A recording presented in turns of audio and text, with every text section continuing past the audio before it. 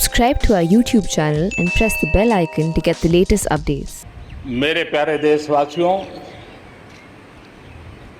आज़ादी के इस पावन पर्व की सभी देशवासियों को बधाई और बहुत बहुत शुभकामनाएं।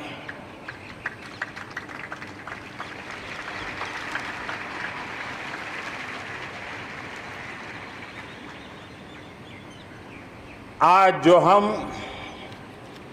स्वतंत्र भारत में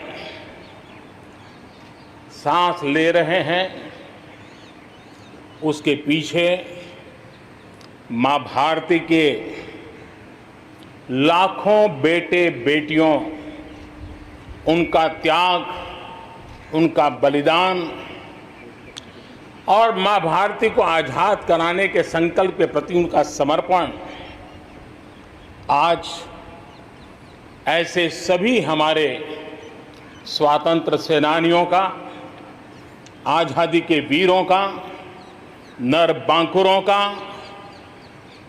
वीर शहीदों का नमन करने का ये पर्व है। हमारे फौज के जाबाज जवान, हमारे अर्धसैनिक बल, हमारे पुलिस के जवान, सुरक्षा बल से जुड़े हुए हर कोई मां भारती के रक्षा में जुटे रहते हैं, सामान्य मानवीय की सुरक्षा में जुटे रहते हैं। आज उन सबको भी हृदयपूर्वक, आदरपूर्वक स्मरण करने का, उनके महान त्याग तपस्या को नमन करने का पर्व है। एक नाम और, श्री अरविंद घोष क्रांति दूत से लेकर आध्यात्म की यात्रा, आज उनके संकल्प, उनका जन्म जयंती है। हमें उनके संकल्पों को, हमारे संकल्पों को पूर्ण करने के उनकी तरफ से आशीर्वाद बने रहे। हम एक विशिष्ट परिस्थिति से गुजर रहे हैं। आज छोटे छोटे बालक मेरे सामने नजर नहीं आ रहे। भारत का उज्जवल भविष्य क्यों? कोरोना ने सबको रोका हुआ है। इस कोरोना के कालखंड में लक्षावधि कोरोना वॉरियर्स, चाहे डॉक्टर हो, नर्सिस हो, सफाई कर्मी हो, एम्बुलेंस चलाने वाले लोग हो, किस किस के नाम गिनाऊंगा। उन लोगों ने इतने लंबे समय तक जिस प्रकार से सेवा परमो धर्मः इस मंत्र को जी करके दिखाया है, पूर्ण समर्पण भाव से मां भारती के लालों की सेवा की है, ऐसे सभी कोरोना वॉरियर्स को भी मैं आज नमन करता हूं। इस कोरोना के कालखंड में अनेक हमारे भाई बहन इस कोरोना के संकट में प्रभावित हुए हैं। कई परिवार प्रभावित हुए हैं। कईयों ने अपनी जान भी गंवाई है। मैं ऐसे सभी परिवारों के प्रति अपनी संवेदनशीलता प्रकट करता हूं और इस कोरोना के खिलाफ मुझे विश्वास है 130 करोड़ देशवासियों की अदम्य इच्छा शक्ति, संकल्प शक्ति हमें उसमें भी विजय दिलाएगी और हम विजयी होके रहेंगे। मुझे विश्वास है कि पिछले दिनों भी हम एक प्रकार से अनेक संकटों से गुजर रहे। बाढ़ का प्रकोप, खास करके नॉर्थ ईस्ट, पूर्वी भारत, दक्षिण भारत, पश्चिमी भारत के कुछ इलाके, कहीं लैंडस्लाइड, अनेक दिक्कतों का सामना लोगों को करना पड़ा है। अनेक लोगों ने अपनी जान गंवाई है। मैं उन परिवारों के प्रति भी मेरी संवेदना व्यक्त करता हूं। और राज्य सरकारों के साथ कंधे से कंधा मिलाकर के ऐसी संकट की घड़ी में हमेशा देश एक बन करके, चाहे केंद्र सरकार हो, राज्य सरकार हो, हम मिल करके तत्काल जितनी भी मदद पहुंचाने का प्रयास कर सकते हैं, सफलतापूर्वक कर रहे हैं। मेरे प्यारे देशवासियों, आजादी का पर्व हमारे लिए, ये स्वतंत्रता का पर्व आजादी के वीरों को याद कर करके नए संकल्पों की ऊर्जा का एक अवसर होता है। एक प्रकार से हमारे लिए ये नई प्रेरणा लेकर के आता है, नया उमंग, नया उत्साह लेकर के आता है। और इस बार तो हमारे लिए संकल्प करना बहुत आवश्यक भी है और बहुत शुभ अवसर भी है, क्योंकि अगला जब हम आजादी का पर्व मनाएंगे तब हम 75 वर्ष में प्रवेश करेंगे। ये अपने आप में एक बहुत बड़ा अवसर है और इसलिए आज आने वाले 2 साल के लिए बहुत बड़े संकल्प लेकर के हमें चलना है। 130 करोड़ देशवासियों को चलना है। आजादी के 75 वर्ष में जब प्रवेश करेंगे और आजादी के 75 वर्ष जब पूर्ण होंगे, हम हमारे संकल्पों की पूर्ति का एक महापर्व के रूप में उसको भी मनाएंगे। मेरे प्यारे देशवासियों, हमारे पूर्वजों ने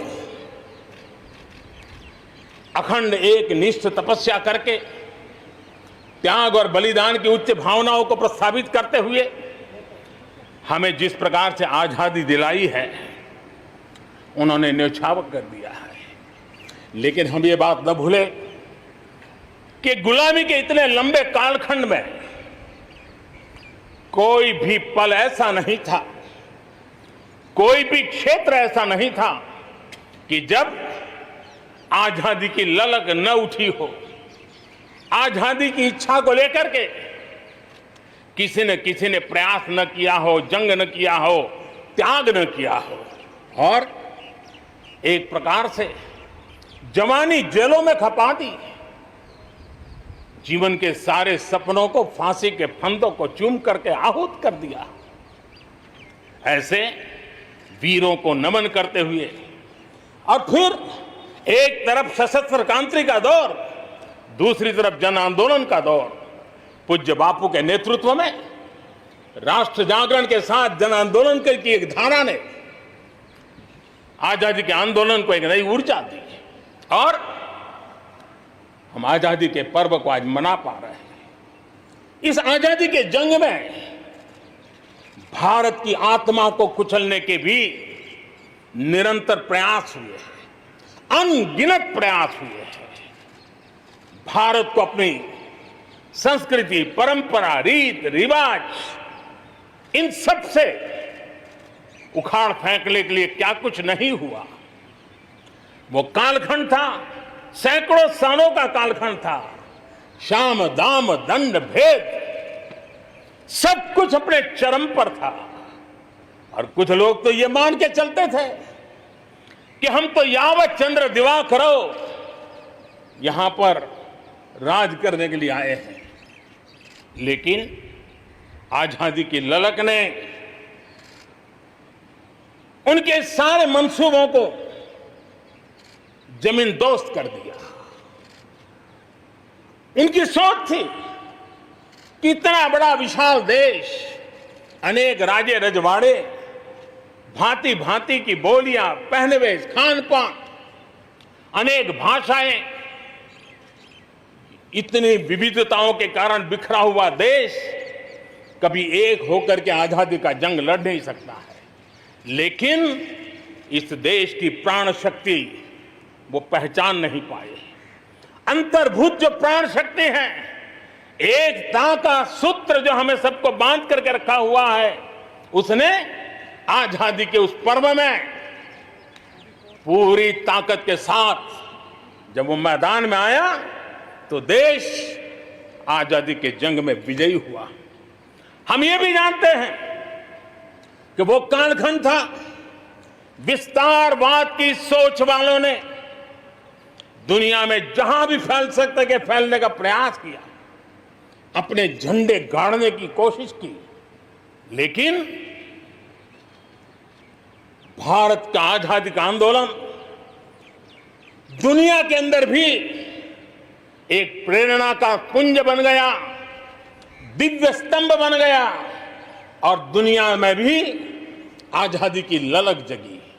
और जो लोग विस्तारवाद के अंधी दौड़ में लगे हुए थे, अपने झंडे गाड़ने में लगे थे, उन्होंने अपने इस मंसूबों को, विस्तारवाद के मंसूबों को पार करने के लिए दुनिया को दो महाविश्व युद्ध में झोंक दिया, मानवता को तहस नहस कर दिया, जिंदगी तबाह कर दी, दुनिया को तबाह कर दिया।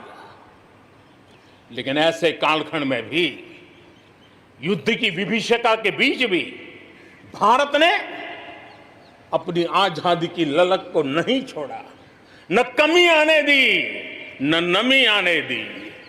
देश बलिदान करने की जरूरत पड़ी, बलिदान देता रहा, कष्ट झेलने की जरूरत पड़ी, कष्ट झेलता रहा, जन आंदोलन खड़ा करने की जरूरत पड़ी, जन आंदोलन खड़ा करता रहा। और भारत की ये लड़ाई ने दुनिया में आजादी के लिए एक माहौल बना दिया और भारत की एक शक्ति ने दुनिया में जो बदलाव लाया, विस्तारवाद के लिए एक चुनौती बन गया भारत। इतिहास इस बात को कभी नकार नहीं सकता है। इतिहास इस बात को नहीं। मेरे प्यारे देशवासियों, आजादी की लड़ाई में पूरे विश्व में भारत ने अपनी एकजुटता की ताकत, अपनी सामूहिकता की ताकत, अपने उज्जवल भविष्य के प्रति अपना संकल्प, समर्पण और प्रेरणा, उस ऊर्जा को लेकर के देश आगे बढ़ता चला गया। मेरे प्यारे देशवासियों, कोरोना वैश्विक महामारी के बीच 130 करोड़ भारतीयों ने संकल्प लिया, संकल्प आत्मनिर्भर बनने का। और आत्मनिर्भर भारत आज हर हिंदुस्तान के मन मस्तिष्क को में छाया हुआ है। आत्मनिर्भर भारत ये सपना संकल्प में परिवर्तित देख रहे हैं। आत्मनिर्भर भारत ये एक प्रकार से शब्द नहीं, ये आज 130 करोड़ देशवासियों के लिए मंत्र बन गया है।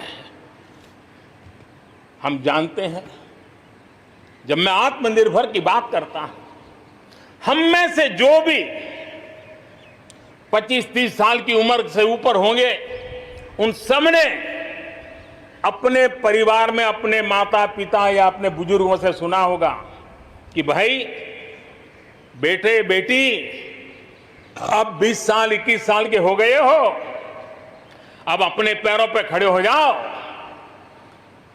20-21 साल में भी परिवार संतानों से अपने पैरों पर खड़े होने की अपेक्षा करता है। हम तो आजादी के 75 वर्ष के एक कदम दूर है, तब हमारे लिए भी भारत जैसे देश को अपने पैरों पर खड़ा होना अनिवार्य है। आत्मनिर्भर बनना अनिवार्य है। जो परिवार के लिए आवश्यक है, वो देश के लिए भी आवश्यक है। और इसलिए, और मुझे विश्वास है, भारत इस सपने को चरितार्थ करके रहेगा। और उसका कारण मेरे देश के नागरिकों के सामर्थ्य पर मुझे यकीन है। मुझे मेरे देश की प्रतिभा पर गर्व है। मुझे देश के युवाओं में, देश की मातृशक्ति में, हमारी महिलाओं में अप्रतिम सामर्थ्य जो है, उस पर मेरा भरोसा है। मेरा हिंदुस्तान की सोच, हिंदुस्तान का अप्रोच, इस पर विश्वास है। और इतिहास गवाह है कि भारत एक बार ठान लेता है तो भारत करके रहता है। और इसी के कारण जब हम आत्मनिर्भर की बात करते हैं तो दुनिया को भी उत्सुकता भी है, भारत से अपेक्षा भी है और इसलिए हमें उस अपेक्षा को पूर्ण करने के लिए अपने आप को योग्य बनाना बहुत आवश्यक है।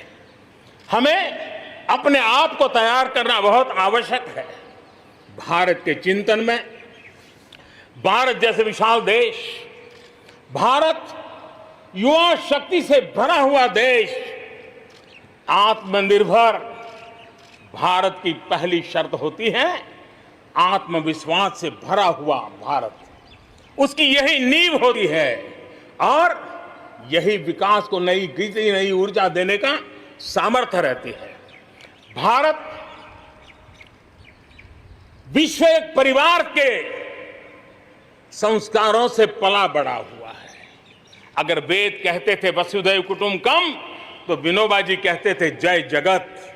और इसलिए हमारे लिए विश्व एक परिवार है और इसलिए आर्थिक विकास भी हो, लेकिन साथ साथ मानव और मानवता का भी केंद्र स्थान होना चाहिए, इसका महत्व होना चाहिए। उसी को लेकर के हम चलते हैं।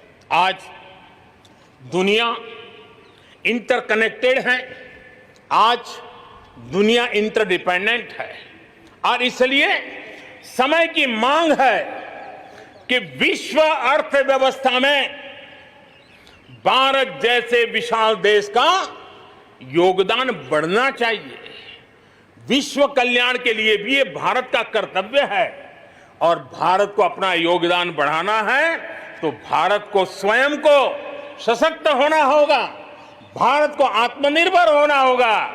हमें जग कल्याण के लिए भी अपने आप को सामर्थ्यवान बनाना ही पड़ेगा और जब हमारी जड़ें मजबूत होगी, हमारा अपना सामर्थ्य होगा, तो हम दुनिया का भी कल्याण करने की दिशा में कदम उठा सकते हैं।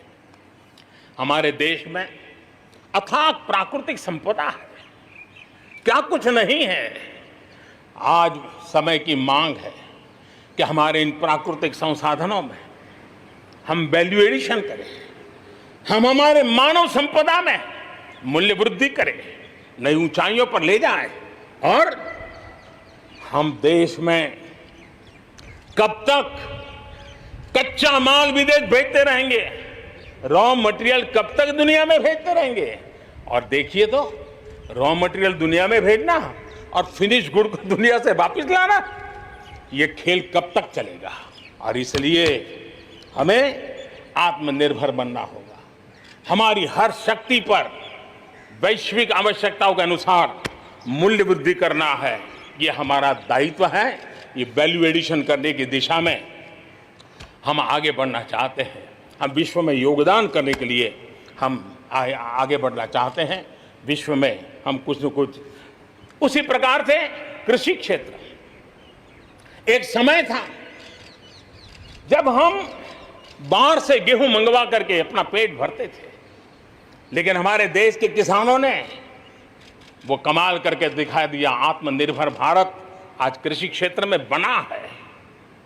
आज भारत के किसान, भारत के नागरिकों का ही पेट भरते इतना नहीं है, आज भारत वो स्थिति में है कि दुनिया में जिसकी जरूरत है उसको भी हम अन्न दे सकते हैं। अगर ये हमारी शक्ति है, आत्मनिर्भर की ये ताकत है, तो हमारे कृषि क्षेत्र में भी मूल्य वृद्धि आवश्यक है। वैश्विक आवश्यकताओं के अनुसार हमारे कृषि जगत में बदलाव की आवश्यकता है। विश्व की अपेक्षाओं को पूरा करने के लिए हमने हमारे कृषि जगत को भी आगे बढ़ाने की जरूरत है।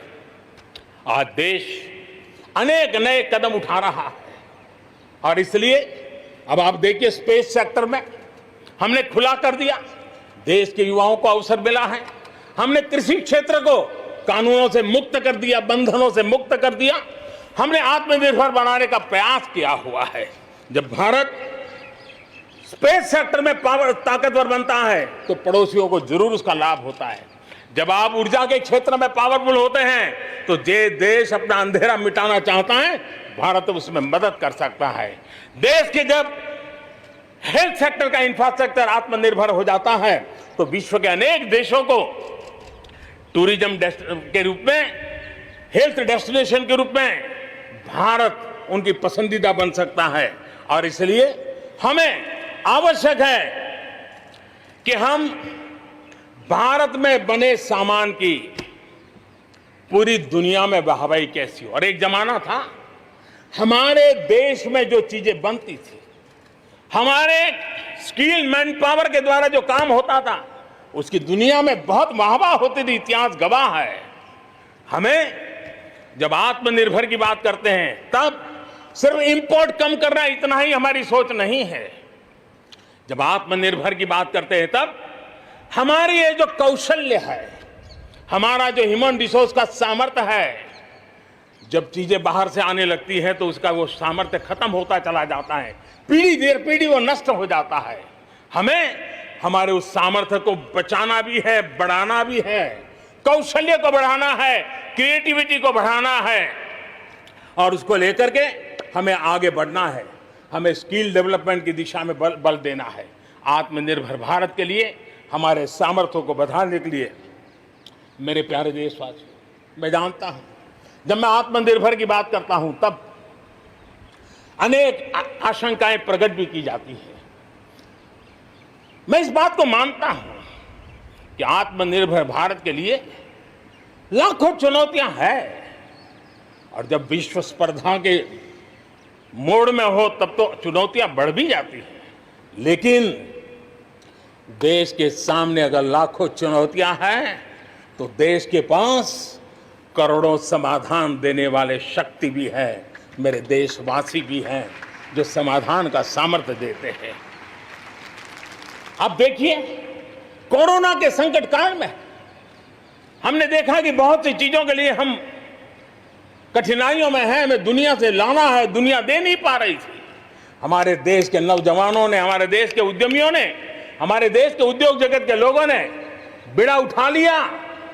जिस देश में N95 नहीं बनता था बनने लगे, PPE नहीं बनता था बनने लग गए, वेंटिलेटर नहीं बनता था बनने लग गए। देश की आवश्यकताओं की तो पूर्ति हुई, लेकिन दुनिया में एक्सपोर्ट करने की हमारी ताकत बन गई। दुनिया की जरूरत थी, आत्मनिर्भर भारत दुनिया को कैसे मदद कर सकता है, आज हम इसमें हम देख सकते हैं। और इसलिए विश्व की भलाई में भी भारत का योगदान करना ये दायित्व बनता है और उसलिए भी हमें उसी प्रकार से बहुत हो चुका है। आजाद भारत की मानसिकता क्या होनी चाहिए? आजाद भारत की मानसिकता होनी चाहिए वोकल फॉर लोकल। हमारे जो स्थानीय उत्पाद है उसका हमने गौरवगान करना चाहिए।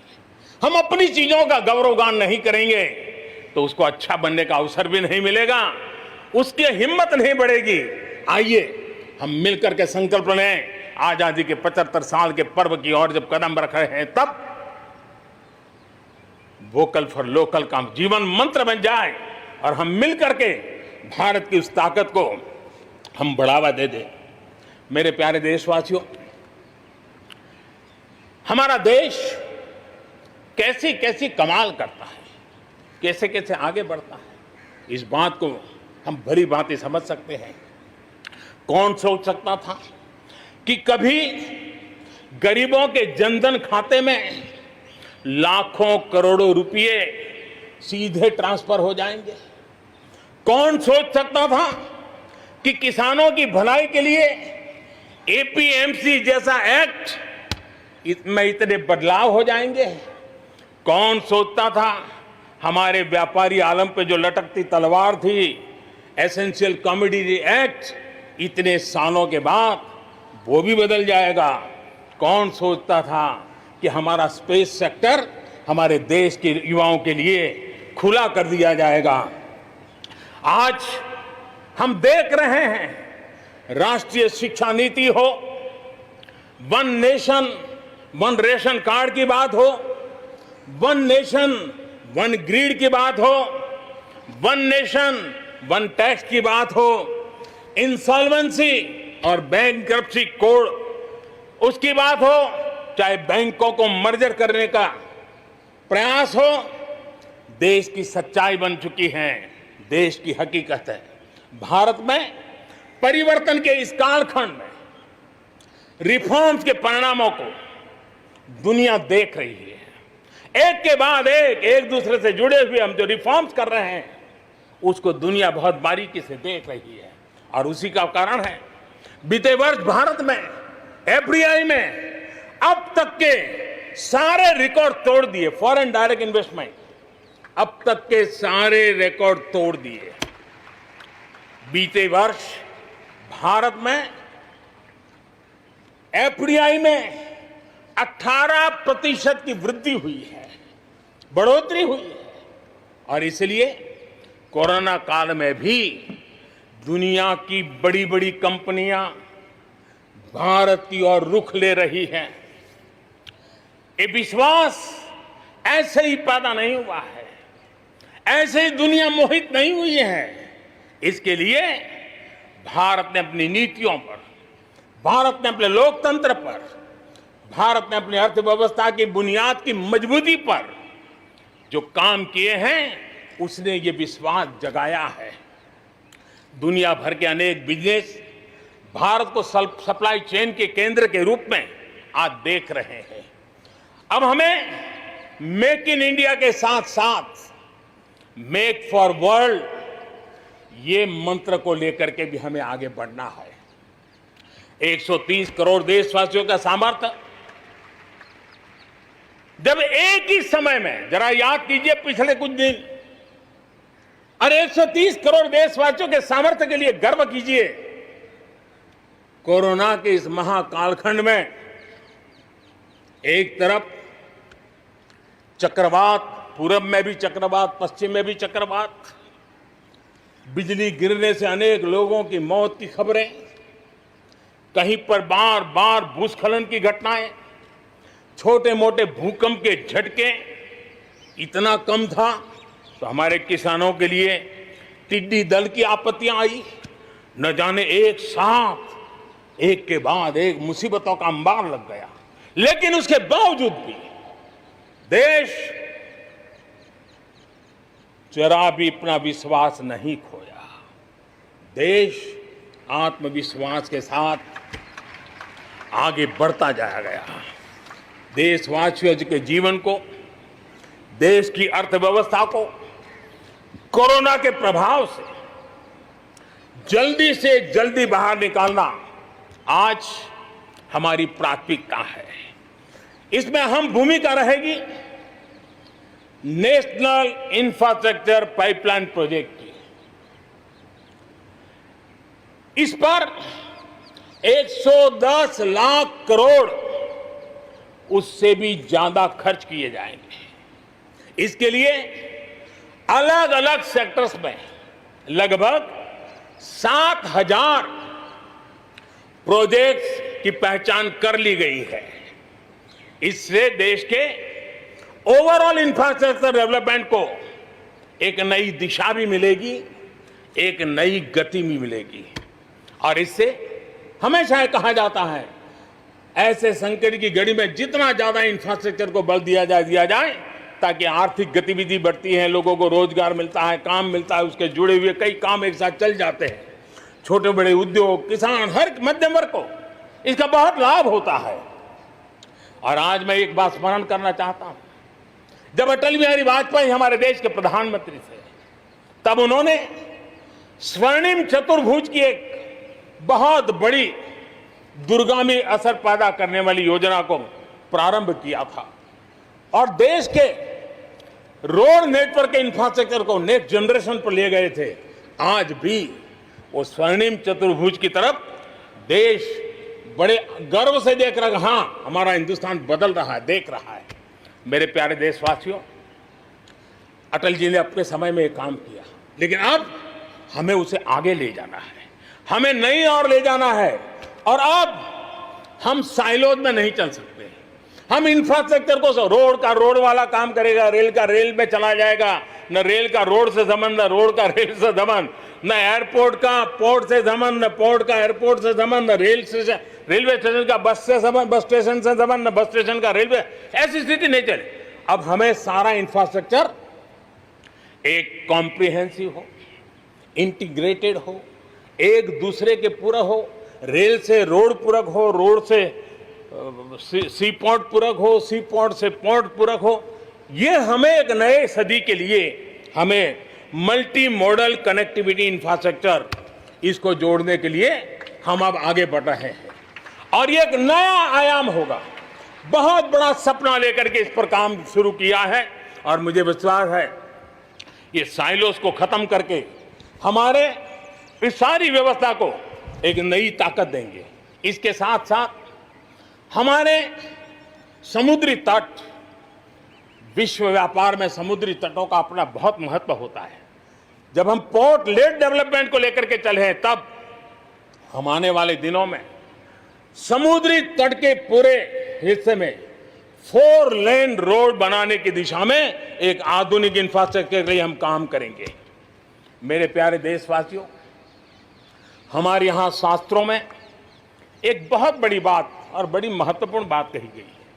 हमारे यहां शास्त्रों में कहा गया है, सामर्थ्य मूलम स्वातंत्रम, सामर्थ्य मूलम स्वातंत्रम, श्रम मूलम च वैभवम, श्रम मूलम च वैभवम। यानी किसी समाज की, किसी भी राष्ट्र की आजादी का स्रोत उसका सामर्थ्य होता है और उसके वैभव, उन्नति, प्रगति का स्रोत उसकी श्रम शक्ति है। और इसलिए सामान्य नागरिक, शहर हो या गांव, उसकी मेहनत का कोई मुकाबला नहीं है।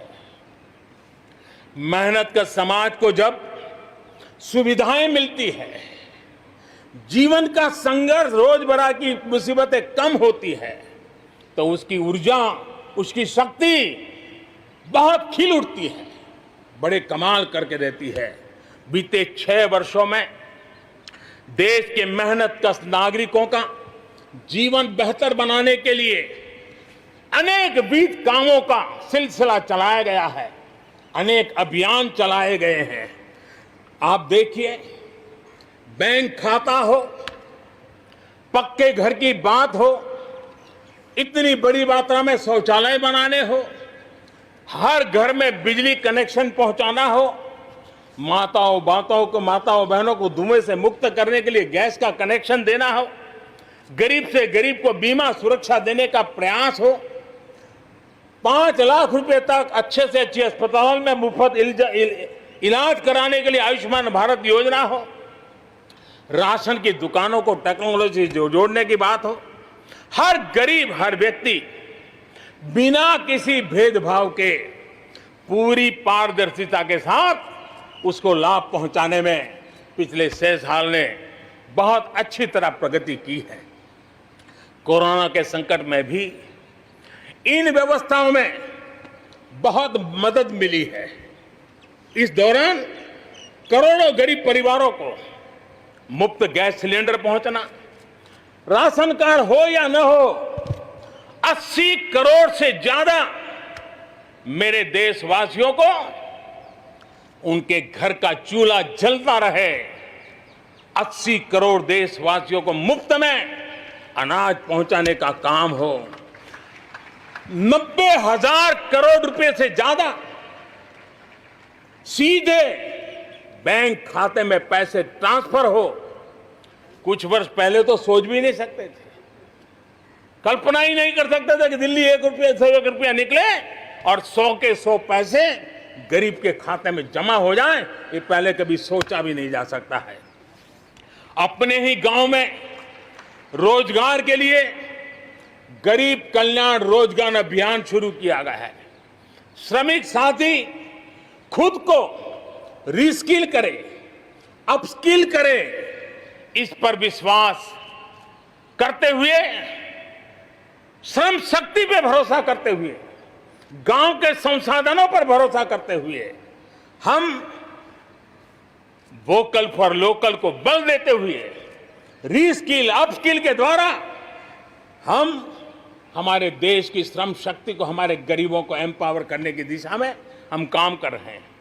शहर में हमारे जो श्रमिक हैं, क्योंकि आर्थिक गतिविधि का केंद्र शहर है, गांव से लोग दूर दूर से शहरों में आते हैं। स्ट्रीट वेंडर्स हो, रेडी पटरी वाले लोग हो, आज बैंकों से उनको सीधा पैसा देने की योजना चल रही है। लाखों लोगों ने इतने कम समय में कोरोना के कालखंड में इसका फायदा उठाया है। अब उनको कहीं से ज्यादा ब्याज से खानगी स्तर पर पैसे लेने की जरूरत नहीं पड़ेगी, बैंक से वो अधिकार से अपने पैसे ले पाएगा। उसी प्रकार से जब शहर में हमारे श्रमिक आते हैं, उनको रहने की अगर अच्छी सुविधा मिल जाए तो उनकी कार्य क्षमता में भी बहुत बढ़ोतरी होती है। और इसी बात को ध्यान में रखते हुए शहर के अंदर उनके लिए हमने आवास की व्यवस्था की एक बहुत बड़ी योजना बनाई है, ताकि शहर के अंदर जब श्रमिक आएगा तो वो अपने काम के लिए मुक्त मन से पूरे विश्वास के साथ आगे बढ़ पड़ेंगे। मेरे प्यारे देशवासियों, ये भी सही है कि विकास की इस यात्रा में भी हमने देखा है जैसे समाज जीवन में कुछ तबके पीछे रह जाते हैं, गरीबी से बाहर निकल नहीं पाते हैं, वैसे राष्ट्र जीवन में भी कुछ क्षेत्र होते हैं, कुछ भूभाग होते हैं, कुछ इलाके होते हैं जो पीछे रह जाते हैं। आत्मनिर्भर भारत बनाने के लिए हमारे लिए संतुलित विकास बहुत आवश्यक है। और हमने 110 से ज्यादा आकांक्षी जिले आइडेंटिफाई किए हैं। उन 110 जिले जो एवरेज से भी पीछे हैं, उनको राज्य की और राष्ट्र की एवरेज तक ले आना है। सभी पैरामीटर में लेता है। वहां के लोगों को बेहतर शिक्षा मिले, वहां के लोगों को बेहतर स्वास्थ्य सुविधाएं मिले, वहां के लोगों को रोजगार के स्थानीय अवसर पैदा हो। और उसके लिए लगातार हमने इन 110 जिले जो हमारी विकास यात्रा में कहीं पीछे छूट गए हैं, उनको आगे ले जाने के लिए प्रयास कर रहे हैं। मेरे प्यारे देशवासियों, आत्मनिर्भर भारत की अहम प्राथमिकता आत्मनिर्भर कृषि और आत्मनिर्भर किसान, और इसको हम कभी भी नजरअंदाज नहीं कर सकते हैं। किसान को पिछले दिनों हमने देखा है, एक के बाद एक रिफॉर्म आजादी के इतने सालों के बाद किए गए हैं। किसान को तमाम बंधनों से मुक्त करना हो, वो काम हमने कर दिया है। आप सोच नहीं सकते होंगे, हमारे देश में आप अगर साबुन बनाते हैं, हिंदुस्तान के कोने में जाके साबुन बेच सकते हैं। आप अगर कपड़ा बनाते हैं, हिंदुस्तान के किसी कोने में जाके कपड़ा बेच सकते हैं। आप चीनी बनाएं, आप चीनी बेच सकते हैं। लेकिन मेरा किसान, बहुत लोगों को पता नहीं होगा, मेरे देश का किसान जो उत्पादन करता था, न वो अपनी मर्जी से बेच सकता था, न अपनी मर्जी से जहां बेचना चाहता था वहां बेच सकता था। उसके लिए जो दायरा तय किया था वहीं बेचना पड़ता था। उस सारे बंधनों को हमने खत्म कर दिया है। अब हिंदुस्तान का किसान उस आजादी की सांस को ले पाएगा, ताकि वो हिंदुस्तान के किसी में भी, दुनिया के किसी भी कोने में अपना माल बेचना चाहता है, वो अपने टर्म्स पर बेच पाएगा। इस बात को हमने किसान की आय को बढ़ाने के लिए अनेक वैकल्पिक चीजों को भी बल दिया है। उसके किसानी में इनपुट कॉस्ट कैसे कम हो, सोलार पंप, उसको डीजल पंप से मुक्ति कैसे दिला दे, अन्नदाता ऊर्जादाता कैसे बने, मधुमक्खी पालन हो, फिशरीज हो, पोल्ट्री हो, ऐसे अनेक चीजें उसके साथ जुड़ जाएं, ताकि उसकी आय दोगुना हो जाए। उस दिशा में हम लगातार काम कर रहे हैं। आज समय की मांग है, हमारा कृषि क्षेत्र आधुनिक बने, मूल्य वृद्धि हो, वैल्यू एडिशन हो, फूड प्रोसेसिंग हो, पैकेजिंग की व्यवस्था हो, उसको संभालने की व्यवस्था हो, और इसलिए अच्छे इंफ्रास्ट्रक्चर की जरूरत है। आपने देखा होगा इस कोरोना कालखंड में ही पिछले दिनों 1 लाख करोड़ रुपया एग्रीकल्चर इंफ्रास्ट्रक्चर के लिए भारत की सरकार ने आवंटित किए हैं। और इंफ्रास्ट्रक्चर जो किसानों की भलाई के लिए होगा, और इसके कारण किसान अपना मूल्य भी प्राप्त कर सकेगा, दुनिया के बाजार में बेच भी पाएगा, विश्व बाजार में उसकी पहुंच बढ़ेगी। आज हमने ग्रामीण उद्योगों को मजबूत करने की जरूरत है। ग्रामीण क्षेत्रों में विशिष्ट प्रकार से आर्थिक क्लस्टर बनाने जाएंगे। कृषि और गैर कृषि उद्योगों को गांव के अंदर एक जाल बनाई जाएगी, और उसके कारण उसके साथ साथ किसानों के लिए जो नई एफपीओ हमने बनाने का, किसान उत्पादक संघ बनाने का जो हमने कोशिश की है, वो अपने आप में एक बहुत बड़ा इकोनॉमिकल एम्पावरमेंट का काम करेगा। भाइयों बहनों, मैंने पिछली बार यहां पर जल जीवन मिशन की घोषणा की थी। आज उसको 1 साल हो रहा है। मैं आज गर्व से कह सकता हूं कि जो हमने सपना लिया है कि पीने का शुद्ध जल, नल से जल हमारे देशवासियों को मिलना चाहिए। स्वास्थ्य की समस्याओं का समाधान भी शुद्ध पीने के जल से जुड़ा हुआ होता है। अर्थव्यवस्था में भी उसका बहुत बड़ा योगदान होता है और उसको लेकर के जल जीवन मिशन शुरू किया। आज मुझे संतोष है कि प्रतिदिन हम 1 लाख से ज्यादा घरों में, हर दिन 1 लाख से ज्यादा घरों में जल पहुंचा रहे हैं, पाइप से जल पहुंचा रहे हैं। और पिछले 1 साल में 2 करोड़ परिवारों तक हम जल पहुंचाने में यशस्वी हुए हैं। और विशेष करके जंगलों में दूर दूर रहने वाले हमारे आदिवासियों के घरों तक ये पहुंचाने का काम, बड़ा अभियान चला है। और मुझे खुशी है कि आज जल जीवन मिशन ने देश में एक तंदुरुस्त स्पर्धा का माहौल बनाया है। जिले जिले के बीच में तंदुरुस्त स्पर्धा हो रही है, नगर नगर के बीच में तंदुरुस्त स्पर्धा हो रही है, राज्य राज्य के बीच में तंदुरुस्त स्पर्धा हो रही है। हर किसी को लग रहा है कि प्रधानमंत्री का जल जीवन मिशन का जो सपना है उसको हम जल्दी से जल्दी अपने क्षेत्र में पूरा करेंगे। कोऑपरेटिव कॉम्पिटिटिव फेडरलिज्म को एक नई ताकत इस जल जीवन मिशन के साथ जुड़ गई है और उसके साथ भी हम आगे बढ़ रहे हैं। मेरे प्यारे देशवासियों, चाहे हमारा कृषि का क्षेत्र हो, चाहे हमारे लघु उद्योगों का क्षेत्र हो, चाहे हमारे नौकरी पेशा करने वाले समाज के लोग हो, ये करीब करीब सभी लोग एक प्रकार से भारत का मध्यम वर्गीय बहुत बड़ा संपुट है।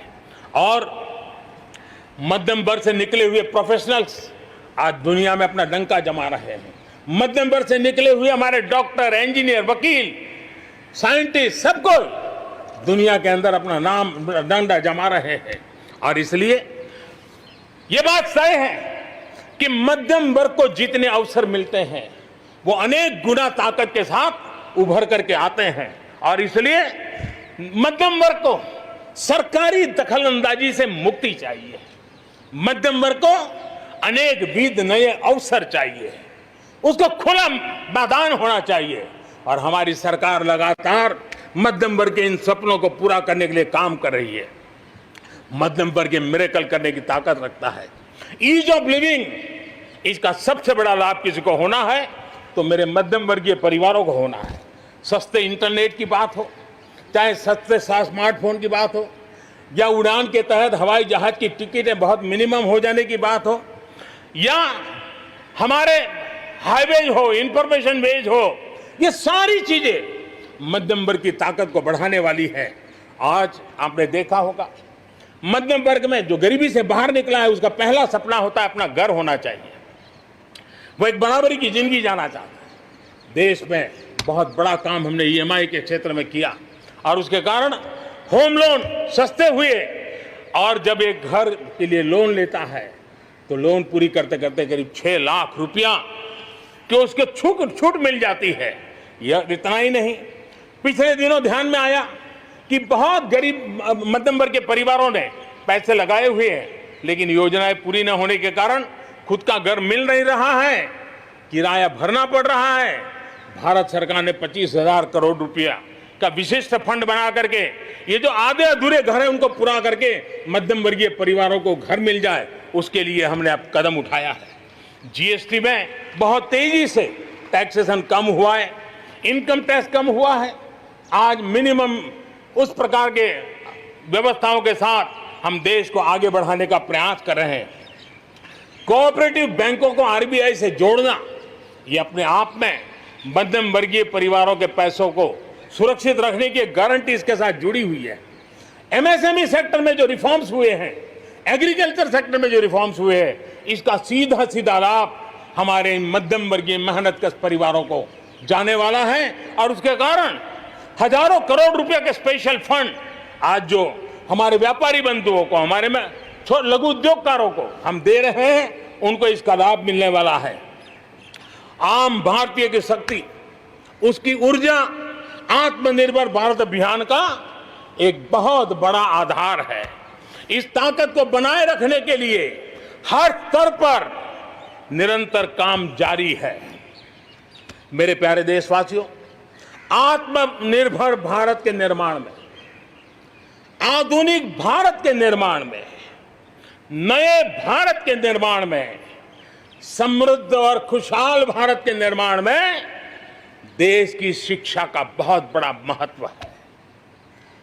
इसी सोच के साथ देश को 3 दशक के बाद नई राष्ट्रीय शिक्षा नीति देने में हम आज यशस्वी हुए हैं और हिंदुस्तान के हर कोने में इसकी स्वागत के समाचार एक नई ऊर्जा, नए विश्वास दे रहे हैं। ये राष्ट्रीय शिक्षा नीति हमारे विद्यार्थियों को जड़ से जोड़ेगी, लेकिन साथ साथ उसको एक ग्लोबल सिटीजन बनाने का भी पूरा सामर्थ्य देगी। वो जड़ों से जुड़ा होगा, लेकिन उसका सर आसमान की ऊंचाइयों को छूता होगा। आज आपने देखा होगा राष्ट्रीय शिक्षा नीति में एक विशेष बल दिया गया है नेशनल रिसर्च फाउंडेशन का, क्योंकि देश को प्रगति करने के लिए इनोवेशन बहुत आवश्यक होता है। इनोवेशन को जितना बल मिलेगा, रिसर्च को जितना बल मिलेगा, उतना ही देश को आगे ले जाने में और कॉम्पिटिटिव वर्ल्ड के अंदर आगे बढ़ने में बहुत ताकत मिलेगी। आपने सोचा होगा, क्या कभी इतना तेजी से गांव तक ऑनलाइन क्लासेस का इतना माहौल बन जाएगा?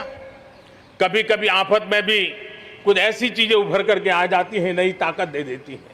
और इसलिए आपने देखा होगा कोरोना काल में ऑनलाइन क्लासेस एक प्रकार से कल्चर बन गया है। आप देखिए ऑनलाइन डिजिटल ट्रांजैक्शन वो भी कैसे बढ़ रहे हैं। भीम यूपीआई गत 1 महीने में, यानी किसी को भी गर्व होगा कि भारत जैसे देश में यूपीआई भीम के द्वारा गत 1 महीने में 3 लाख करोड़ रुपए का ट्रांजैक्शन हुआ है। ये अपने आप में हम किस प्रकार से बदली हुई स्थितियों को स्वीकार करने लगे हैं, ये इसका नमूना है। आप देखते हैं 2014 से पहले हमारे देश में 5 दर्जन पंचायतें, 5 दर्जन पंचायतों में ऑप्टिकल फाइबर था। गत 5 वर्ष में 1.5 लाख ग्राम पंचायतों तक ऑप्टिकल फाइबर नेटवर्क पहुंच चुका है, जो आज इतना मदद कर रहा है। सभी पंचायतों में पहुंचने के लक्ष्य के साथ हमने काम शुरू किया था। जो 1 लाख पंचायतें बाकी हैं, वहां भी तेजी से काम चल रहा है, लेकिन बदली पड़ी हुई परिस्थिति में गांव की भी डिजिटल इंडिया में भागीदारी अनिवार्य बन गई है। गांव के लोगों को भी इस प्रकार की ऑनलाइन सुविधाओं की जरूरत बढ़ गई है। इसको ध्यान में रखते हुए पहले जो हमने कार्यक्रम बनाया था, हर पंचायत तक पहले पहुंचेंगे, लेकिन आज मैं आपसे बताना चाहूंगा कि अब हमने तय किया है कि सभी 6 लाख से ज्यादा जो हमारे गांव है, उन सभी गांवों में ऑप्टिकल फाइबर नेटवर्क पहुंचाया जाएगा। जरूरत बदली है तो हमने प्रायोरिटी भी बदली है। 6 लाख से अधिक गांवों में हजारों लाखों किलोमीटर ऑप्टिकल फाइबर का काम चलाया जाएगा और हमने तय किया है 1000 दिन में, 1000 दिन के अंदर अंदर देश के 6 लाख से अधिक गांवों में ऑप्टिकल फाइबर नेटवर्क काम पूरा कर दिया जाएगा। बदलती हुई टेक्नोलॉजी में साइबर स्पेस, ये हमारी निर्भरता बढ़ती ही जाने वाली है। लेकिन साइबर स्पेस में खतरे भी जुड़े हुए होते हैं, भली भांति दुनिया इससे अब परिचित है, और इनसे देश के सामाजिक ताने बाने, हमारी अर्थव्यवस्था और हमारे देश के विकास पर भी खतरे पैदा करने का ये आसान मार्ग बन सकता है। और इसलिए भारत इसमें बहुत सचेत है, भारत बहुत सतर्क है और इन खतरों का सामना करने के लिए फैसले ले रहा है। इतना ही नहीं, नई व्यवस्थाएं भी लगातार विकसित की जा रही है। बहुत ही अल्प समय में नई साइबर सुरक्षा रणनीति, इसका एक पूरा खाका देश के सामने आएगा। आने वाले समय में सब इकाइयों को जोड़ करके हम इस साइबर सिक्योरिटी के अंदर सबको एक साथ चलना पड़ेगा। उसके लिए आगे बढ़ने की रणनीति बनाएंगे। मेरे प्यारे देशवासियों, भारत में महिला शक्ति को जब जब भी अवसर मिले उन्होंने देश का नाम रोशन किया, देश को मजबूती दी है। महिलाओं को स्वरोजगार और रोजगार के समान अवसर देने के लिए आज देश प्रतिबद्ध है। आज भारत में महिलाएं अंडरग्राउंड कोयले की खदान में काम कर रही हैं, तो आज मेरे देश की बेटियां फाइटर प्लेन भी उड़ा करके आसमान की बुलंदियों को चूम रही है। आज भारत दुनिया के उन देशों में है जहां नौसेना और वायुसेना में महिलाओं को कॉम्बैट रोल में शामिल किया जा रहा है। गर्भवती महिलाओं को सैलरी के साथ 6 महीने की छुट्टी देने का फैसले की बात हो। हमारे देश की महिलाएं जो 3 तलाक के कारण पीड़ित रहती थी, वैसी हमारी मुस्लिम बहनों को मुक्ति दिलाने, आजादी दिलाने का काम हो। महिलाओं के आर्थिक सशक्तिकरण की बात हो।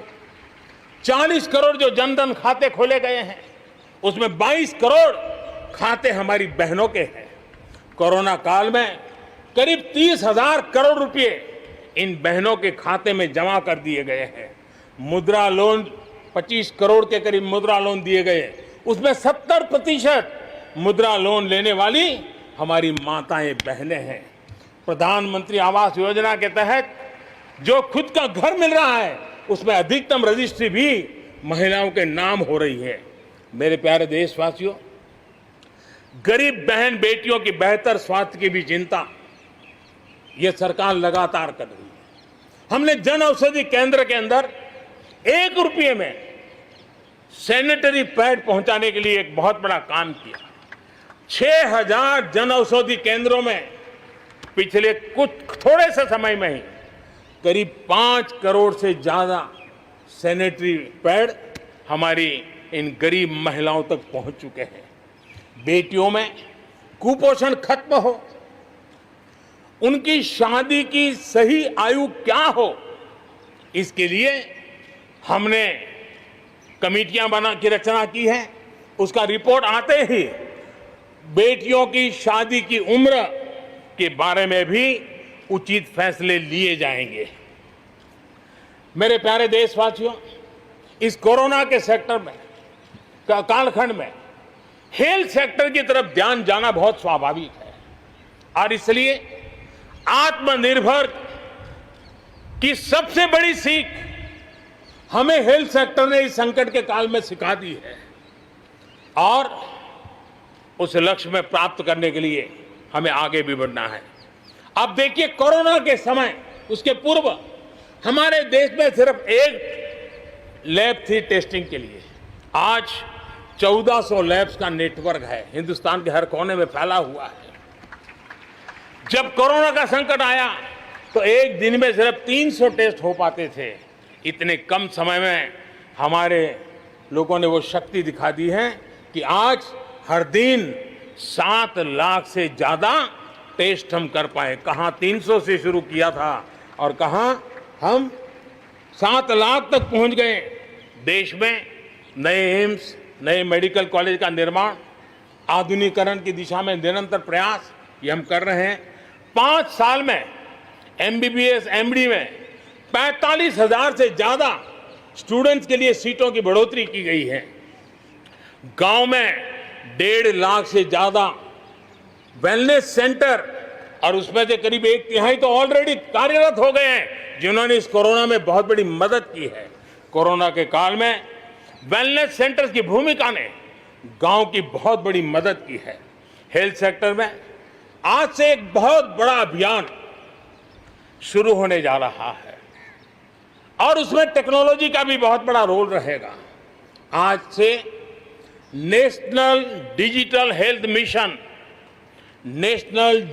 हेल्थ मिशन उसका भी आरंभ किया जा रहा है। भारत के हेल्थ सेक्टर में ये एक नई क्रांति ले आएगा। इलाज में आने वाली परेशानियां कम करने के लिए टेक्नोलॉजी का बहुत सुविचारित रूप से उपयोग होगा। प्रत्येक भारतीय को हेल्थ आईडी दी जाएगी। ये हेल्थ आईडी प्रत्येक भारतीय के स्वास्थ्य खाते की तरह काम करेगी। आपके हर टेस्ट, हर बीमारी, आपको किस डॉक्टर के पास कौन सी दवा ली थी, उनका क्या डायग्नोसिस था, कब दी थी, आपकी रिपोर्ट क्या थी, ये सारी जानकारी इस एक हेल्थ आईडी में आपको समाहित की जाएगी। डॉक्टर से अपॉइंटमेंट हो, पैसा जमा करना हो, अस्पताल में पर्ची बनवाने की भागदौड़ हो, तमाम दिक्कतें नेशनल डिजिटल हेल्थ मिशन के माध्यम से अनेक मुसीबतों से मुक्ति मिलेगी और उत्तम स्वास्थ्य के लिए हमारा कोई भी नागरिक सही फैसले कर पाएगा। ये व्यवस्था उसे होने वाली है। मेरे प्यारे देशवासियों, जब भी अब कोरोना की बात आती है तो एक बात स्वाभाविक है, हर किसी के मन में सवाल है, कोरोना की वैक्सीन कब तैयार होगी? ये सवाल हर एक के मन में है, पूरी दुनिया में है। मैं आज देशवासियों को कहना चाहूंगा, देश के हमारे वैज्ञानिकों की प्रतिभा एक ऋषि मुनि की तरह लेबोरेटरी में जी जान से जुटे हुए हैं, अखंड एक निष्ठ तपस्या कर रहे हैं, बड़ी कड़ी मेहनत कर रहे हैं और भारत में एक नहीं, दो नहीं, तीन वैक्सीन उसके टेस्टिंग के अलग अलग चरण में है। वैज्ञानिकों से जब हरी झंडी मिल जाएगी, बड़े पैमाने पर प्रोडक्शन होगा और उसकी तैयारियां भी पूरी तरह रेडी हैं और तेजी से प्रोडक्शन के साथ वैक्सीन हर भारतीय तक कम से कम समय में कैसे पहुंचे, उसका खाका भी तैयार है, उसका रूपरेखा भी तैयार है। मेरे प्यारे देशवासियों, हमारे देश में अलग अलग जगहों पर विकास की तस्वीर अलग अलग है। कुछ क्षेत्र बहुत आगे हैं, कुछ क्षेत्र बहुत पीछे हैं। ये असंतुलन आत्मनिर्भर भारत के सामने एक महत्वपूर्ण चुनौती मैं मान सकता हूं और इसलिए जैसा मैंने प्रारंभ में कहा, 110 आकांक्षी जिलों पर हम बल दे रहे हैं, उसको विकास की बराबरी लाना चाहते हैं। हम विकास के इकोसिस्टम बनाना, कनेक्टिविटी को सुधारना, ये हमारी प्राथमिकता है। अब आप देखें, हिंदुस्तान का पश्चिमी भाग और हिंदुस्तान को मध्य से देखिए, हिंदुस्तान का पूर्वी भाग, पूर्वी उत्तर प्रदेश हो, बिहार हो, बंगाल हो, नॉर्थ ही हो, उड़ीसा हो, ये सारे हमारे क्षेत्र अपार संपदा है, प्राकृतिक संपदा के भंडार है। यहाँ के लोग सामर्थ्यवान है, शक्तिवान है, प्रतिभावान है, लेकिन अवसरों के अभाव में ये क्षेत्र हमारे असंतुलन रहा है और इसलिए हमने अनेक नए कदम उठाए। ईस्टर्न डेडिकेटेड फ्रेट कॉरिडोर हो, पूर्व में गैस पाइपलाइन से जोड़ने की बात हो, नए रोड रेल का इंफ्रास्ट्रक्चर खड़ा करना हो, वहां नए पोर्ट बनाने हो, यानी एक प्रकार से पूरा डेवलपमेंट के लिए जो इंफ्रास्ट्रक्चर का खाका होना चाहिए, बड़ा होलिस्टिक तरीके से विकसित हम कर रहे हैं ताकि हमारे क्षेत्र भी विकास की दिशा में। उसी प्रकार से लेह लद्दाख, करगिल, जम्मू कश्मीर, एक क्षेत्र, एक प्रकार से इस क्षेत्र को 1 वर्ष पूर्व 370 से आजादी मिल चुकी है, 1 साल पूरा हो चुका है। ये 1 साल जम्मू कश्मीर के एक नई विकास यात्रा का बड़ा महत्वपूर्ण पड़ाव है। ये 1 साल वहां महिलाओं को, दलितों को मूलभूत अधिकारों को देने वाला कालखंड रहा है। ये हमारे शरणार्थियों को गरिमापूर्ण जीवन का भी एक साल रहा है। विकास का लाभ गांव और गरीब तक पहुंचाने के लिए बैक टू विलेजेस जैसे विशेष अभियान चलाए जा रहे हैं। आयुष्मान योजना को बेहतरीन तरीके से आज जम्मू कश्मीर लद्दाख के क्षेत्र में उपयोग किया जा रहा है। मेरे प्यारे देशवासियों, लोकतंत्र की मजबूती, लोकतंत्र की सच्ची ताकत हमारी चुनी हुई स्थानीय इकाइयों में है। हम सभी के लिए गर्व की बात है कि जम्मू कश्मीर में स्थानीय इकाइयों के जनप्रतिनिधि सक्रियता और संवेदनशीलता के साथ विकास के नए युग को आगे बढ़ा रहे हैं। मैं उनके वहीं के सभी पंच सरपंचों को हृदय से बहुत बहुत बधाई देता हूं विकास यात्रा में उनकी सक्रिय भागीदारी के लिए। जम्मू कश्मीर में डिलिमिटेशन की प्रक्रिया चल रही है। सुप्रीम कोर्ट के निवृत्त न्यायमूर्ति के नेतृत्व में डिलिमिटेशन का काम चल रहा है और जल्दी से डिलिमिटेशन का काम पूरा होते ही भविष्य में वहां चुनाव हो, जम्मू कश्मीर के एमएलए हो, जम्मू कश्मीर के मंत्रीगण हो, जम्मू कश्मीर के मुख्यमंत्रीगण हो, नई ऊर्जा के साथ विकास के मार्ग पर आगे बढ़ें। इसके लिए देश प्रतिबद्ध भी है और प्रयासरत भी है। लद्दाख को केंद्र शासित प्रदेश बना करके बरसों पुरानी जो उनकी मांग थी, उनकी आकांक्षा थी, उस आकांक्षा को हमने पूर्ण करने का, उनको सम्मानित करने का एक बहुत बड़ा काम किया है। हिमालय की ऊंचाइयों में बसा लद्दाख विकास के नए शिखर की ओर आगे बढ़ रहा है। अब सेंट्रल यूनिवर्सिटी वहां पर बन रही है, नए रिसर्च सेंटर बन रहे हैं, होटल मैनेजमेंट के कोर्सेज वहां चल रहे हैं। बिजली के लिए 7,500 मेगावाट के सोलर पार्क के निर्माण की योजना बन रही है। लेकिन मेरे प्यारे देशवासियों, लद्दाख की कई विशेषता हैं। उन विशेषताओं को हमें संभालना भी है, संवारना भी है। और जैसे सिक्किम ने, हमारे नॉर्थ ईस्ट में सिक्किम ने अपनी एक ऑर्गेनिक स्टेट की पहचान बनाई है, वैसे ही लद्दाख, लेह, करगिल, ये पूरा क्षेत्र हमारे देश के लिए कार्बन न्यूट्रल इकाई के रूप में उसकी पहचान बना सकता है। और इसके लिए भारत सरकार वहां के नागरिकों के साथ मिलकर के एक नमूना रूप, प्रेरणा रूप कार्बन न्यूट्रल और वो भी विकास का मॉडल, वहां की आवश्यकताओं की पूर्ति वाला मॉडल, उस दिशा में हम आगे बढ़ रहे हैं। मेरे प्यारे देशवासियों, भारत ने दिखाया है कि पर्यावरण के साथ संतुलन रखते हुए भी तेज विकास संभव है। आज भारत वन वर्ल्ड, वन सन, वन ग्रिड के विजन के साथ पूरी दुनिया में को खास करके सूर्य ऊर्जा के क्षेत्र में प्रेरित कर रहा है। रिन्यूएबल एनर्जी के उत्पादन के मामले में आज भारत दुनिया के 5 टॉप देशों में अपनी जगह बना चुका है।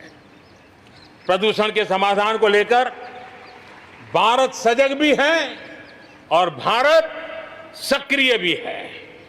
स्वच्छ भारत अभियान हो, धुआं मुक्त रसोई गैस की व्यवस्था हो, एलईडी बल्ब का अभियान हो, सीएनजी आधारित ट्रांसपोर्टेशन की व्यवस्था हो, इलेक्ट्रिक मोबिलिटी के लिए प्रयास हो, हम कोई कसर नहीं छोड़ रहे हैं।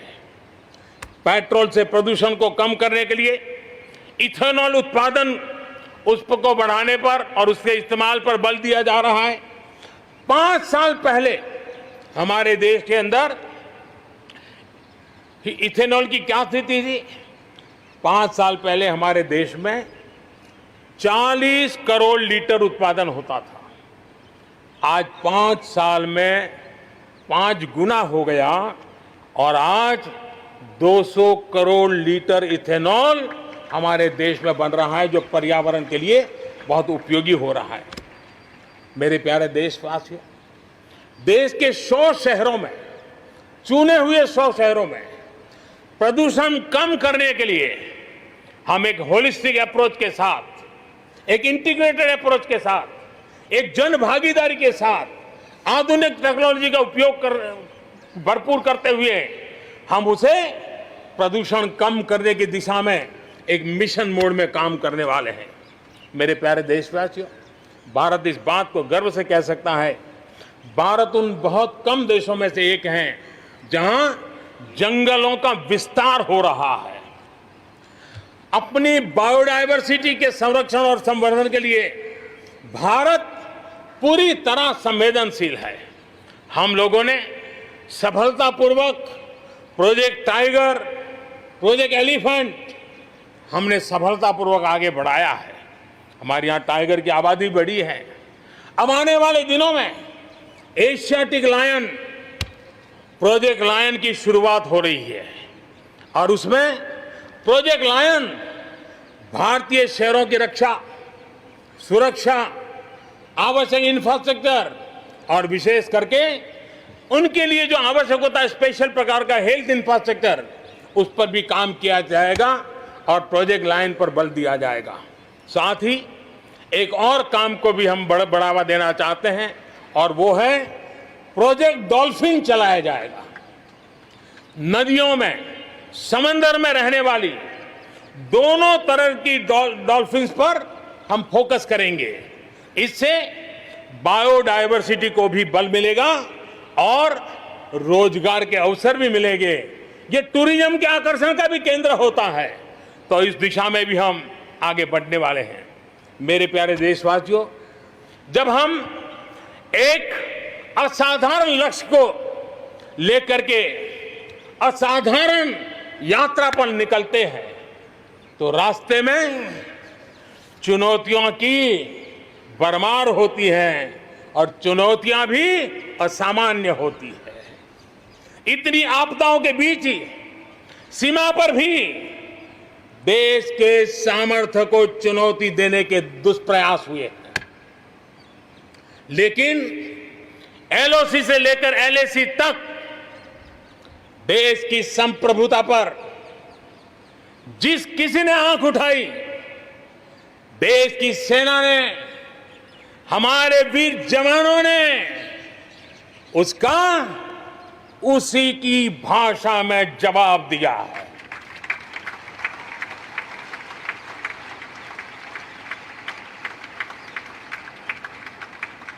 भारत की संप्रभुता की रक्षा के लिए पूरा देश एक जोश से भरा हुआ है, संकल्प से प्रेरित है और सामर्थ्य पर अटूट श्रद्धा के साथ आगे बढ़ रहा है। इस संकल्प के लिए हमारे वीर जवान क्या कर सकते हैं, देश क्या कर सकता है, ये लद्दाख में दुनिया ने देख लिया है।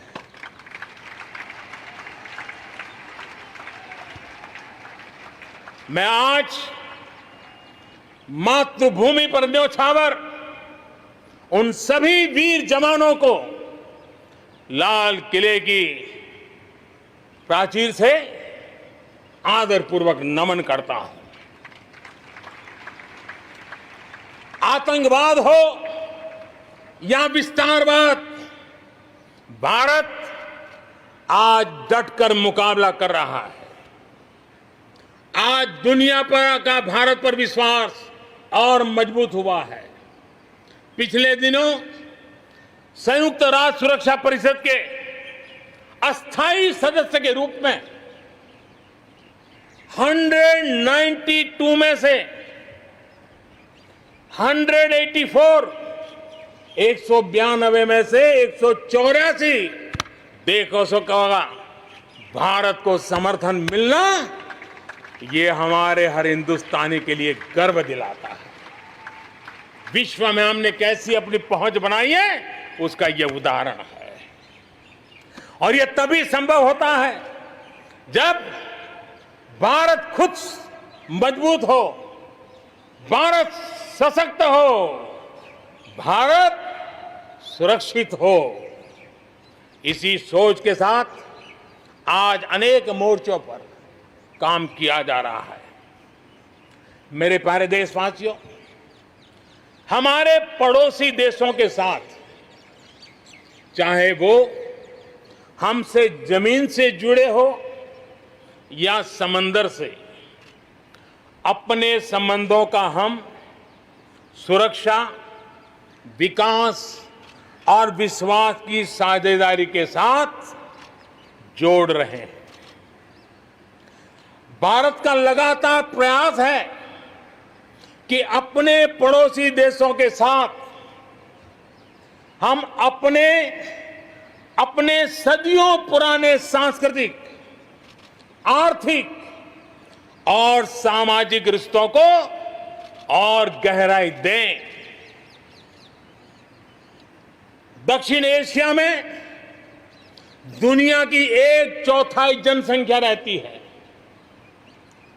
हम सहयोग और सहभागिता से इतनी बड़ी जनसंख्या के विकास और समृद्धि की अनगिनत संभावनाएं पैदा कर सकते हैं।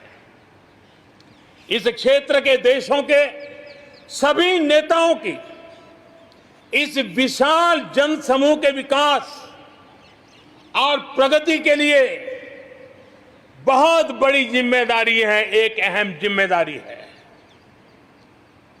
उसे निभाने के लिए दक्षिण एशिया के इन सभी क्षेत्र के सभी लोगों को, राजनेताओं को, शासकों को, बुद्धिजीवियों को भी मैं आह्वान करता हूं, इस पूरे क्षेत्र में जितनी शांति होगी, जितना सौहार्द होगा, उतनी ही ये मानवता के काम आएगी, मानवता के हित में होगा। पूरी दुनिया का हित इसमें समाहित है। आज पड़ोसी सिर्फ वो ही नहीं है जिनसे हमारी भौगोलिक सीमाएं मिलती है, बल्कि वे भी हैं जिनसे हमारे दिल मिलते हैं। जहां रिश्तों में समरसता होती है, मेल जोल रहता है। मुझे खुशी है कि बीते कुछ समय में भारत ने एक्सटेंडेड नेबरहुड के सभी देशों के साथ अपने संबंधों को और मजबूत किया है। पश्चिम एशिया के देशों से हमारे राजनीतिक, आर्थिक और मानवीय संबंधों की प्रगति में कई गुना तेजी आई है। विश्वास अनेक गुना बढ़ गया है। इन देशों के साथ हमारे आर्थिक संबंध, खासकर ऊर्जा क्षेत्र में भागीदारी बहुत महत्वपूर्ण है। इनसे कई देशों में, इन सभी देशों में, ज्यादातर देशों में बहुत बड़ी संख्या में हमारे भारतीय भाई बहन काम कर रहे हैं। जिस प्रकार इन देशों ने कोरोना के संकट के समय भारतीयों की मदद की, भारत सरकार के अनुरोध का सम्मान किया, उसके लिए भारत उन सभी देशों का आभारी है और मैं अपना आभार प्रकट करना चाहता हूं। इस प्रकार हमारे पूर्व के आसियान देश, जो हमारे मैरीटाइम पड़ोसी भी हैं, वो भी हमारे लिए बहुत विशेष महत्व रखते हैं।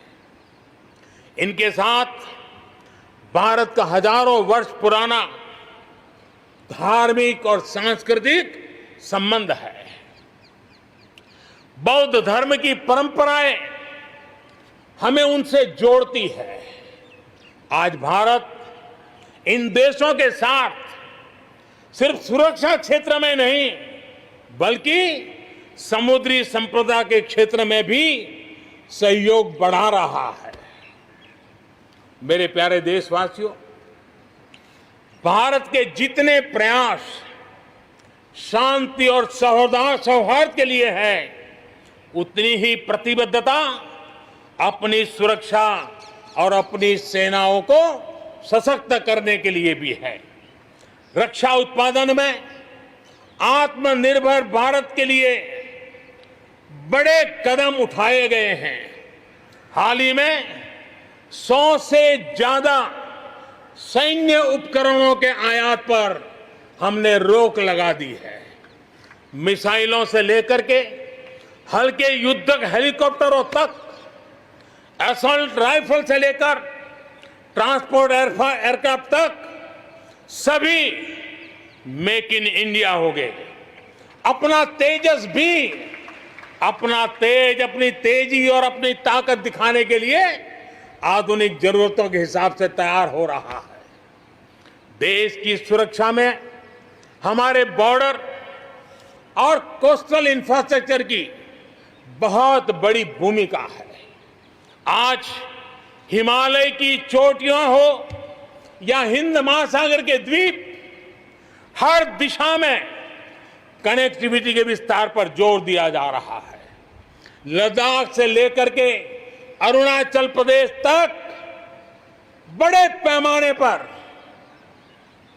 हमारे देश की सुरक्षा को ध्यान में रखते हुए नई सड़कें तैयार की गई हैं। देश में, मेरे प्यारे देशवासियों, हमारा इतना बड़ा समुद्र तट है, लेकिन साथ साथ हमारे पास 1300 से ज्यादा आइलैंड्स हैं। कुछ चुनिंदा आइलैंड के महत्व को देखते हुए तेजी से विकसित करने पर हम आगे बढ़ रहे हैं। आपने देखा होगा, पिछले सप्ताह 5 दिन पहले अंडमान निकोबार में submarine optical fibre cable project का लोकार्पण हुआ। अंडमान निकोबार को भी चेन्नई और दिल्ली जैसी इंटरनेट सुविधा अब उपलब्ध होगी। अब हम आगे लक्षद्वीप को भी इसी तरह जोड़ने के लिए काम को आगे बढ़ाने वाले हैं। अगले 1000 दिन में लक्षद्वीप को भी तेज इंटरनेट की सुविधा से जोड़ने का हमने लक्ष्य रखा है। बॉर्डर और कोस्टल एरिया के युवाओं के विकास, उसको भी सुरक्षा को केंद्र में रखते हुए विकास के मॉडल की दिशा में हम आगे बढ़ रहे हैं।